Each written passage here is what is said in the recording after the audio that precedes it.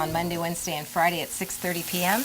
and Saturday and Sunday at 9 a.m. I'm Debbie Giordano, your host for today. Todd's on vacation. He's on leave, so we don't have Todd, but we've got a terrific guest, somebody I've known for a while in the community, and I'm really excited that we get to know you a little bit better. Liz Ainsworth, the CEO of the Chamber of Commerce. Well, thank you, and I'm very honored that you want to talk to me. Thank you very much. Great. Well, the first thing we do is kind of get to know our guests a little bit more.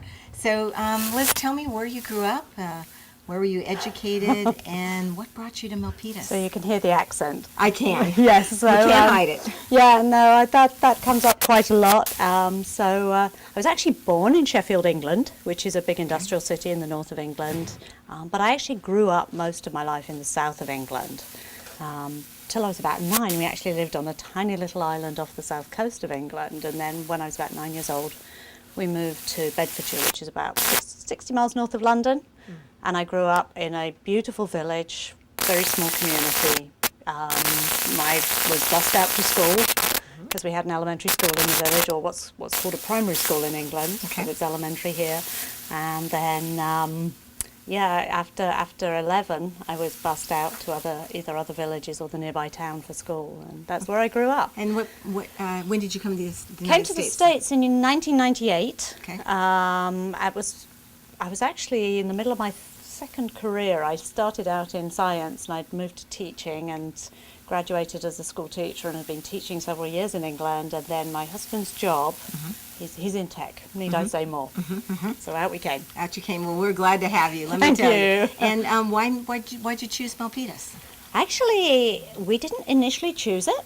The company found us an apartment here, and we lived in that apartment for 3 months at the company's request when they brought us out here. And I just love Milpitas. It has even though it's a lot bigger than my little 5,000 person village, it has that small town, yeah, absolutely, small town feel, sense of community. Got to know a lot of people very quickly, and very quickly had my children settle into school. My daughter went into middle school, my son went straight into high school. Perfect. And there you are. When we came to buy a house, where better than to buy in Milpitas? Absolutely. We'll talk about those home values. So, so a little bit about career history. You talked about teaching and how did you evolve into what you're doing today in your present career? Well, when I moved here in 98, we were actually on a visa, an L1 intercompany transfer visa, and not really familiar with immigration laws, and I believe they've changed a lot since then, but I was basically told that until we got my green card, I wasn't allowed to work. So I had, I'd come from a profession. I was a school teacher, as I said, elementary school, grade 6, loved my 11-year-olds. And I had then 3 years of not being able to work, and so I lost my confidence a little bit. I became a very good retail therapist.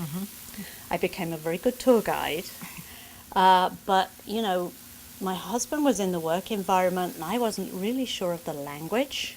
I'd volunteered at the elementary schools on the reading program at Pomeroy, and I actually did 2 years stint as PTA president of the high school. Okay, so you're deeply involved with the community. Yeah, it's just ingrained. So what is the name of your company?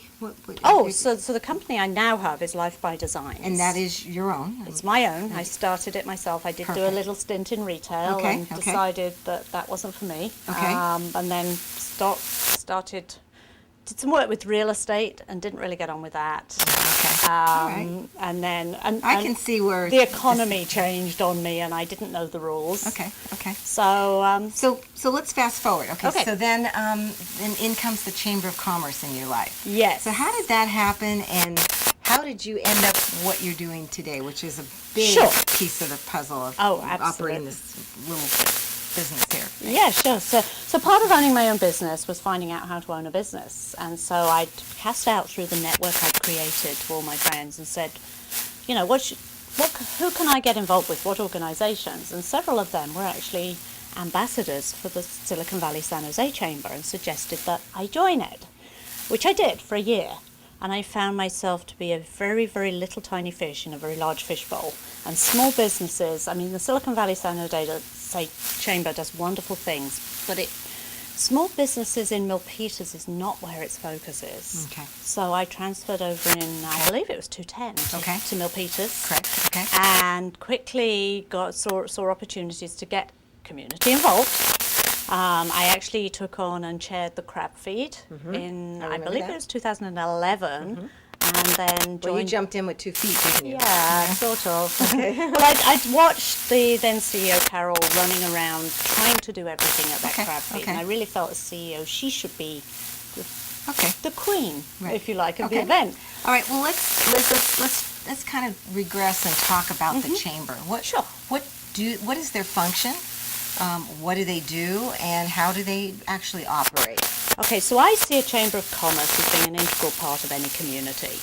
You've got your city management dealing with all the facilities in the area. You've got your education authority, whoever that may be, dealing with the education part and looking after our children and getting them. The Chamber of Commerce really is looking after our businesses, and it's grouping the businesses together into an organisation where they can support each other and where really they can promote and help businesses in a way that none of those other organisations can do so. Okay. You were recently the president of the board of directors. I still am. Still am. Yes. And they've gone through, the chamber has gone through kind of a metamorphosis in terms of, like anything in the downturn in the economy. I believe that you've had to reshuffle financially. Very much. So what is your role today? What are you doing to facilitate the work of the chamber? So when I became president of the chamber, I was looking forward to helping get programs running and getting the benefits up and running, and within 2 months we pretty much ran out of money. And so the focus all changed. So my focus then became, and I set personal goals and I have the board set goals as well. For me, the personal goal was to get some financial stability so we can move back into employing more people and then becoming a very viable organisation. But all those benefit things that I'd originally wanted to do all play into that. Okay, all right. So to make that metamorphosis happen, first of all, we looked at the benefits we provide. We looked where we could create more benefits, and we looked where there were holes, where businesses were not getting the benefits or didn't get any benefit from being a chamber member, and turned that around so that we created something that will benefit every single level of business in the city of Milpitas. Well, I've got to say personally, I've been a member of the chamber. Let's say I've got my plaques in my office, and I keep putting the years, 30 years? Wow. Some doggone thing. And I know what you've done to resurrect the chamber and get it to be a viable organization. So let's talk about a recent event this past weekend. I wonder what that could be. Yeah, the barbecue, International Barbecue. Yes. I had the good fortune to be out there working with the Rotary Club. But tell us how that event worked. How did that come to be? And is that one of your major fundraisers? It is the top fundraiser for the chamber now, and actually it's bringing us back around. When our city was put through the unfortunate event of losing the regional development, of course, any contract that the chamber had with the city, and I would like to say that the chamber's never been given money by the city. We've always worked for it. So we've always had a contract with the city. Correct. But obviously, when things had to be cut, we lost our contract. So we had to find other ways of bringing funds in. Membership, although we are a member organisation, probably is never going to completely sustain everything we need. So we have to have other sources of income. And even before I came on the board, they were talking about resurrecting the Art and Wine Festival, and had already actually come up with this idea of an international barbecue festival. International because we are so very diverse. Correct. And barbecue because every single culture has some sort of barbecue. So we felt everybody could identify with it. And you also have a crab feed event. Oh, we do, yes. The crab feed's always the first Friday in March. Okay. And that's always a that's hit. our other fundraiser. Okay, so those are the two. Yeah, Terrific. those are the two. Great. So where are you at today with the activities with the chamber in terms of expansion, growth, and where do you see it heading toward in the future? Well, I'm extremely pleased to say that we do now have money in the bank. Yay. And after 2 years as president on the board, I'm very satisfied. I'm hoping when we finally tally up this weekend's numbers that we've actually hit that $50,000 goal in the bank of what I was looking for when I came on board. Great. 2,000 up to 50,000 in the bank account is quite some achievement. especially from a non-profit organization, because we really are looking to now go into our retreat. Our board meets once a year for an annual retreat, Okay. and where we do our policy making and planning. And I'm really hoping we're going to be I'm not hoping. I'm hoping what comes out of it is the mandate to go forward and hire new staff. Not quite sure what that's going to look like. I certainly have my ideas, but I'm sure the rest of my board, All who are right. very intelligent people, have their ideas too. Let me get personal. then. Okay, get personal. What are the challenges that you personally face? As part of the chamber? Yes. Okay, sometimes I do feel like I'm herding cats. I love problems. I love solving problems. You know, I'm the girl who sits watching the detective stories and trying to work out who did what on the television. So I took this on as a challenge. Yes. It's a problem to solve. And in the role of leading the board, the biggest issue is to sell what we need to do, or come up with the ideas of what we actually need to do, and move it forward and get consensus. So, you know, I've got some extremely intelligent people on my board with extremely divergent viewpoints. Getting consensus can sometimes be a little difficult. All right. The other big challenge is there's not enough hours in the day to do everything. So, and of course, I'm still running my own business at the same time. Correct. So, time and the patience and grace to work with the people I have, who are incredibly valuable people all in their own right. Then there must be some rewards. What are those? $50,000 in the bank is one of them. Maybe So, self-satisfaction, it is probably. the satisfaction. You know, that little village I spoke about in England is all about community, and I grew up. In fact, they had their village fete the same weekend that we just had our barbecue, and I always used to go to that and be involved in that. Very different event. Very nice. Throwing balls at coconuts to make them jump off of. Final question. Yes. For your personal future goals and aspirations, Okay. either for your company or you and your husband, or what are your plans? Oh, personal goals. Right now, I'm my goal. So I'll put a chamber goal in there because I have one more goal to get the chamber to where it is so it's self-sufficient. I seriously believe it is not healthy to have the same person in the position of leadership for too long.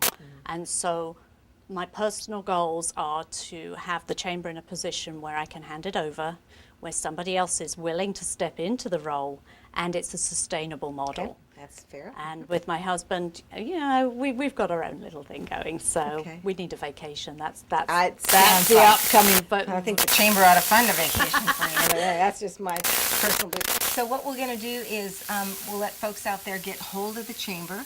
If they have a Absolutely. small business, or they want to help, or they want to, become a member, what is the contact information? Oh, okay. So not just small businesses, please, because we have something for everybody now. And Okay, perfect. I know you've been to our breakfast, which is aimed at the bigger guys and being Correct. able to have everybody in the business community meet with the leadership. Yes, that's been a great thing. And I love those breakfasts. But So to contact information, we are at 828 North Hillview Drive in Milpitas. That's right behind the gym off Jacqueline, the one up near the 680. We have a website, which is www.milpitaschamber.com. Okay, I'm going to put that on the screen for you. And you can call us by phone. We have our wonderful office manager, CJ, who's here Yes. 9 to 5 on Mondays with the close for lunch, Okay. 1 to 2. And you can always call her at 408-262-2613. Perfect. Liz, thank you for taking time out of You're your very busy welcome. schedule, and wishing you lots of future success with the chamber. Thank you so much. You're very, very welcome. Thank you.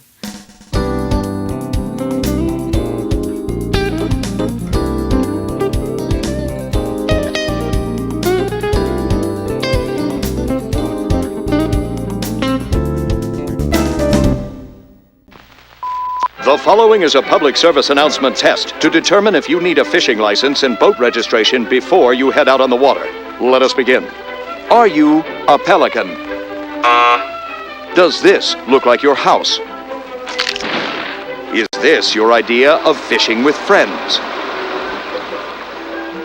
Do you use your feet as fishing hooks? Are you your own boat? Do you have webbed feet? No, I mean like a... That's the one.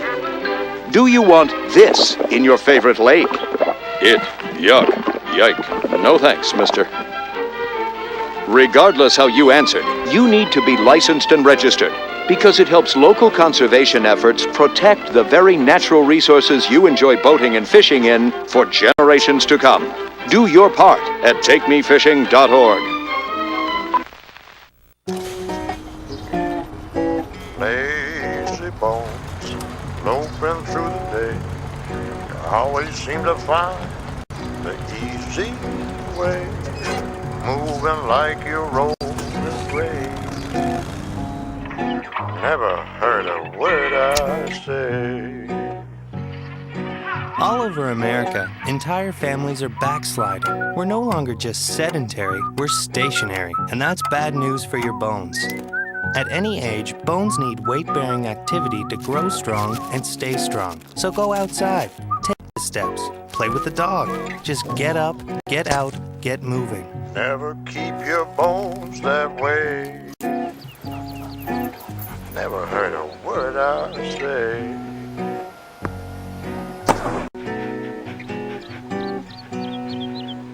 A public service message from the American Academy of Orthopedic Surgeons.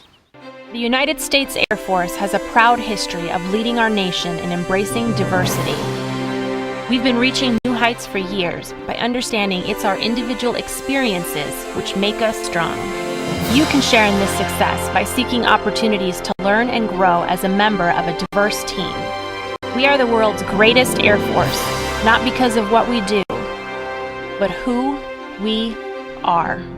This message is brought to you by the U.S. Air Force. Drownings are the #1 cause of accidental death for young children. Simple safety steps are the best way to prevent these tragedies. Make sure kids learn how to swim. Designate an adult water watcher to watch kids in and around water. Save the phone calls and texts for when the kids are out of the water. Properly fence all pools with fences at least 4 feet high and with self-closing, self-latching gates. When above-ground pools aren't in use, remove the ladders. When pools aren't in use, cover them. Teach kids to stay away from drains. And if a child is missing, check the pool or spa first. Consider the steps you take, then add a few more, because you never know which pool safety step will save a life. Until it does. Simple steps save lives. To learn some new ones, visit poolsafely.gov.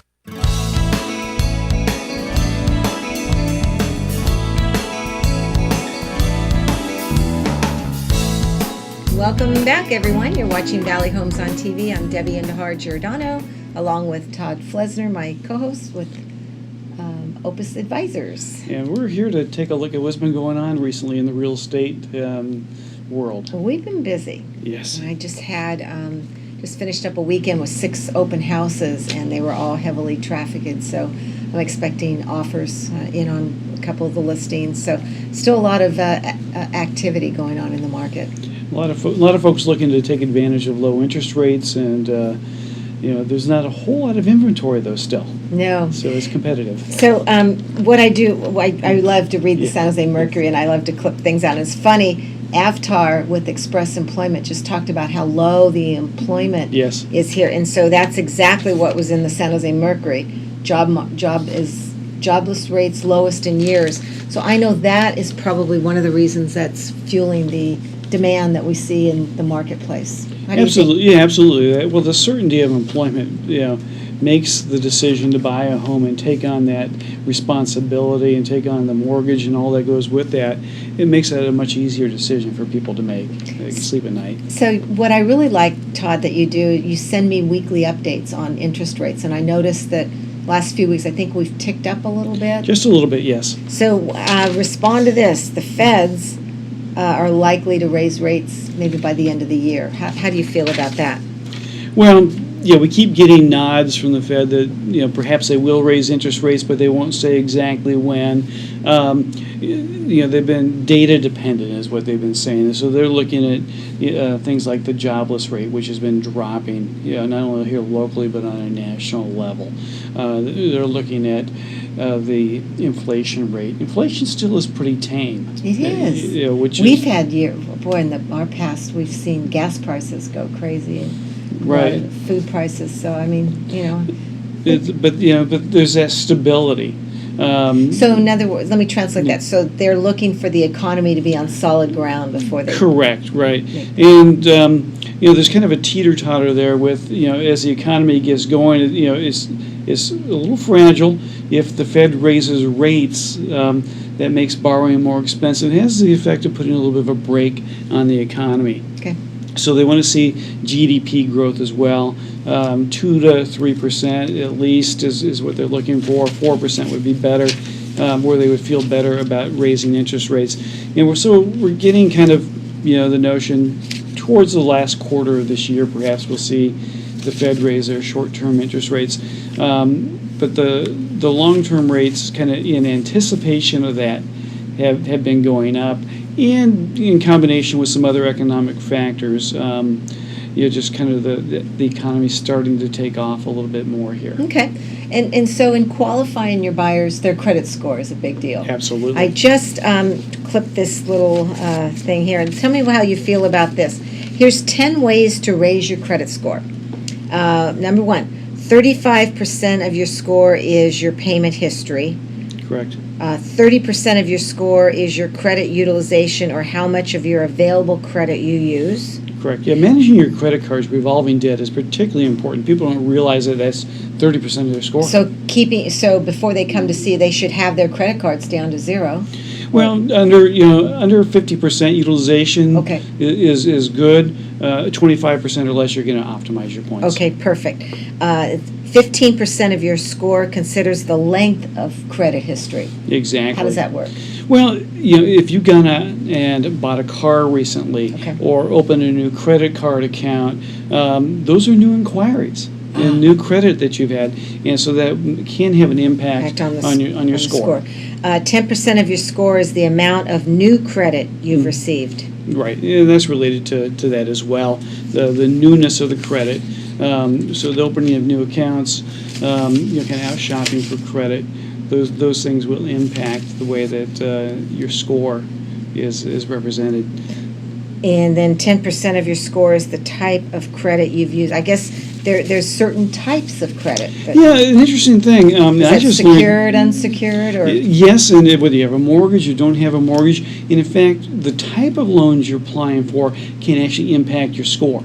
I'll be darned. Because I've talked to folks who've gone in and they may have bought a car recently, and they'll tell me my credit score was XYZ, and then I will go to pull their score and it may be a little bit lower. Well, that's because applying for a mortgage is a higher risk sort of loan than a car loan. Okay. You're taking a much higher liability. Okay. Therefore, the credit risk is a little bit greater, and it'll pull your score down just a little bit. Wow, so the type of credit, okay. Yeah, and then also the balance of different types of credit that you have. Do you have revolving credit, installment credit? Have you had a mortgage before? Those things are factors. So I guess you would agree with me, the first thing, if somebody wants to purchase a home and go through all those hoops and everything, they should contact you first. You can run their whole economic, personal history, and then maneuver them through that process. There's a lot of guidance that needs to happen. Absolutely. And so, we will run the credit score, and we'll take a look at that and do some coaching if there's some coaching that's needed in terms of how somebody might be able to manage their credit score if that helps them to get a better loan. Sometimes just a couple of points in your credit score may make a difference in the interest rate that you have, or even being able to be qualified for a particular type of loan program. Interesting. Okay. So come see Todd. Yeah, absolutely. I'm happy to help people understand how their credit score impacts their ability to get a loan. You want to see some numbers? Yeah, let's see. Oh, they are exciting. I tell you, this is fun. I have April statistics. So we're right here. We're in May, but we don't. Yeah, so we're good. We got last month. So April 2014, average single-family home 695,000, and a median price was 655,000. And guess what that is now, last month? I bet it's higher. Oh, a lot higher. Average price jumped to $875,000. Oh, my goodness. And then median price $899. That's a 26% bump from April 2014 to April 2015. I knew it was coming. Everybody talked about that for months. It's incredible. And then condo pricing has pretty well stabilized. April 2014 average price $522,000. Median price is $521,000, and that jumped last month, April 2015, to $564,000 for an average price and $557,000 for a median price. So that's about a 9% jump. Yeah, well, I know we talked about this in previous shows, that we'd seen that the big increase in condo prices had kind of been a precursor to that moving into the single-family home market. Correct. And now we're seeing that in single-family homes as well. So it should be exciting. I hope folks stay tuned. We'll as we give the monthly statistics, and they can see what their home values are going up in Milpitas. Well, we're delighted folks have joined us. If you have questions about the show, please email me at giordanodj@aol.com, and Todd can be reached at T. Flesner at opusadvisors.com. It's been fun. I've really enjoyed it. We've been doing this. Are we on our 5th year, 6th year? Something like that. I'm not sure, but time flies. We've had just an array of. We just talked earlier how many nice people we've met through the community. And it really is fun to connect folks here in the community, get to know them, and introduce them to the audience here as well. Well, thank you for tuning in to Valley Homes on TV. We'll see you next time.